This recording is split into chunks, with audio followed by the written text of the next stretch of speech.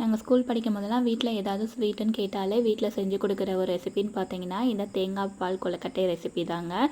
உங்களுக்கு இந்த ரெசிபி பிடிச்சிருந்தா லைக் பண்ணிடுங்க. வாங்க எப்படி பண்ணலான்னு பார்க்கலாம். ஃபஸ்ட்டு ஸ்டவ் ஆன் பண்ணி ஒரு பேன் வச்சு கொஞ்சமாக தண்ணி சூடு பண்ணி எடுத்துக்கோங்க. ஒரு கப் அளவுக்கு பச்சரிசி மாவு எடுத்து டேஸ்ட்டுக்காக உப்பு ஆட் பண்ணிவிட்டு நம்ம சூடு பண்ணி வச்சுருக்கிற தண்ணியை கொஞ்சம் கொஞ்சமாக ஆட் பண்ணிவிட்டு ஸ்பூனை வச்சு நல்லா கிளறி எடுத்துக்கோங்க. ஃபஸ்ட்டு தண்ணி அதிகமாக சேர்க்க வேண்டாம். இப்போ கை பொறுக்கிற அளவுக்கு சூடு வந்ததுக்கப்புறம் நல்லா மாவு பிசைஞ்சு எடுத்துகிட்டு கொழுக்கட்டை உங்களுக்கு விருப்பமான ஷேப்பில் நல்லா உருட்டி எடுத்துக்கோங்க. இப்போ நான் எல்லா மாவையுமே ரெடி பண்ணி வச்சுட்டேன். கொஞ்சம் மாவு பேலன்ஸ் எடுத்து வச்சுருக்கேன். லாஸ்ட்டாக கரைச்சி ஊற்றும் போது டேஸ்ட்டு சூப்பராக இருக்கும், திக்னஸும் கொடுக்கும். இப்போ ஒரு கப் அளவுக்கு வெல்லத்தை நல்லா கரைச்சி அதை வடிகட்டி எடுத்து வச்சுக்கலாம். இப்போ அதே பேனில் 1.5 கிளாஸ் அளவுக்கு தண்ணி சேர்த்துக்கிறேன். தண்ணி லைட்டாக கொதி வந்ததுக்கப்புறம் நம்ம உருட்டி வச்சுருக்கிற கொழுக்கட்டையும் இதில் ஆட் பண்ணிடலாம்.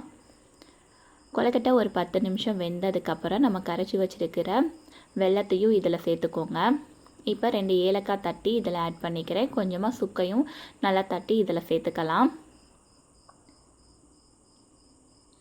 லாஸ்ட்டாக நம்ம கரைச்சி வச்சுருக்கிற அந்த பச்சரிசி மாவையும் நல்லா தண்ணி ஊற்றி கரைச்சிட்டு இதில் சேர்த்துக்கோங்க. ஒரு 5 மினிட்ஸ் நல்லா மீடியம் ஃப்ளேமில் குக் பண்ண விட்டு லாஸ்ட்டாக ஒரு கப் அளவுக்கு தேங்காய் பால் சேர்த்திங்கன்னா சூப்பர் டேஸ்டியான பால் கொழுக்கட்டை ரெடி. இந்த ரெசிபி பிடிச்சிருச்சுன்னா லைக் பண்ணிட்டு மறக்காமல் நம்ம சேனலை சப்ஸ்கிரைப்